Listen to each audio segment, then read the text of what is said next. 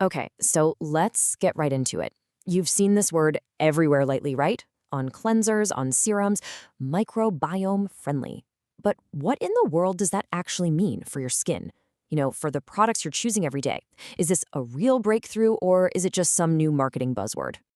And yeah, that's really the question, isn't it? Because if you're putting your energy and your money into taking care of your skin, you deserve to know what's legit and what's just, well, jargon. So today, we're going to cut right through all that noise and get straight to the science. Here's how we're going to break it all down. First, we'll uncover this secret little ecosystem that's living on your skin. Then, I'm going to show you the one number that pretty much dictates its health. We'll get into what happens when good bacteria start to misbehave, and I'll even help you spot the hidden disruptors in your own products. And then, we'll pull it all together so you can build a routine that actually supports your skin's natural balance. And this quote right here, this is the big idea. For decades, the whole philosophy was about fighting germs, sterilizing everything. But now, we're talking about cultivation, about becoming a manager for your skin's own unique ecosystem. Honestly, this is a total game changer. So, let's start with the absolute basics. What exactly is this secret world living on all of us? So, your skin isn't just this simple barrier, it's a habitat. It's literally home to hundreds of different species of bacteria, fungi, and all kinds of other microbes. And here's the crucial part. They aren't just crashing on your skin. They are an essential, functional part of the organ itself. They're constantly working with your immune system. And I love this analogy. Instead of thinking about your skin as just a flat, sterile wall, picture it as a bustling city. The oily T-zone is one neighborhood with its own crew of residents, while the dry landscape of your forearm is a totally different part of town. This living city protects itself, it regulates its own climate, and it keeps out the bad guys. Okay, so if your skin is a city, what's the most important thing for keeping all its citizens happy and thriving? Well, it all comes down to one simple number. And this is it, the sweet spot. The ideal pH for healthy skin is between 4.5 and 5.5. That means it's naturally acidic. This acid mantle is the perfect environment for all your good bacteria to flourish, for your skin's lipid barrier to stay strong, and it naturally keeps those unwanted pathogenic bacteria away. If you can get this one thing right, you're honestly halfway there. And this slide just shows the problem so clearly. On the left, you've got that happy, balanced ecosystem, just thriving in its acidic home. But on the right, that classic bar of soap is super alkaline. It's like a tsunami that washes away all the good microbes and leaves your skin's defenses just cracked and vulnerable. A single wash can spike your skin's pH and create a huge opening for problems. So what happens when this kind of disruption isn't just a one-off thing? What happens when the ecosystem breaks down day after day? Well, that leads to a state called dysbiosis, and it's very likely the root cause of some of the most common skin issues we all deal with. And this table shows you exactly what that looks like. It's not really about having bad bacteria. It's about a lack of diversity where one resident just gets way too powerful and takes over. Take a look at acne. It's linked to a specific strain of C. acnes becoming dominant. For eczema, you often see an overgrowth of S. aureus. Each of these conditions is basically a sign that the ecosystem is in distress. The goal isn't to kill everything, but to bring back the balance.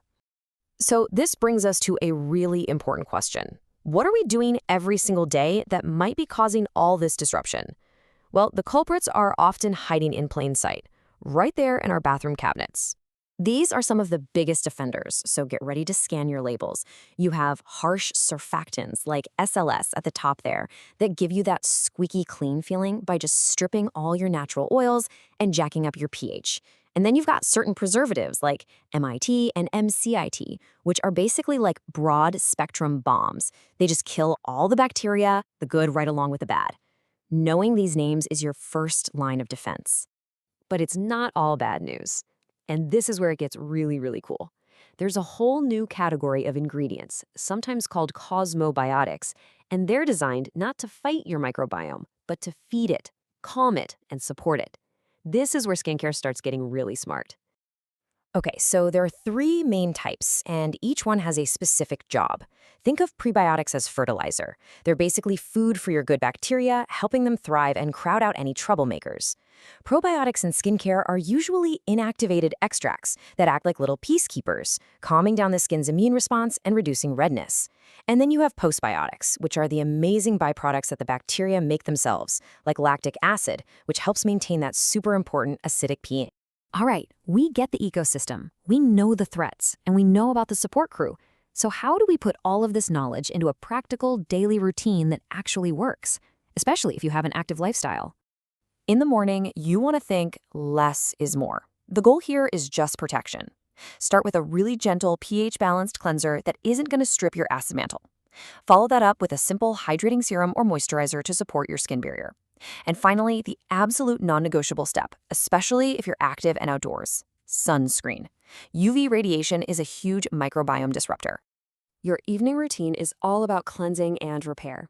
After a gentle cleanse to wash away the day, you can use a targeted treatment if you need one, but try to avoid stacking too many strong active ingredients. Then lock everything in with a moisturizer that supports your skin barrier, and ideally find one that contains a prebiotic or a postbiotic to feed your ecosystem while you get your beauty sleep. Ready to become an ecosystem manager? Here is your 5-point audit you can do today. Number 1, check your cleanser's pH. This is seriously the biggest change you can make. 2, scan your labels for those disruptors we talked about. 3, find just one product with a biotic ingredient to add to your routine. 4, get a little skeptical of anything that's labeled antibacterial. And 5, remember that your skin is connected to your life. What you eat and where you go really matters. And so we come full circle. This really is the future. It's about shifting our mindset from one of attacking our skin to one of nurturing it. By managing the ecosystem, you're empowering your skin to regulate itself, to balance itself, and to protect itself. The choice is really yours. Are you going to continue the old war against microbes, or are you ready to embrace this new role as a skilled, intelligent manager of your skin's own living ecosystem? The answer could change your skin forever.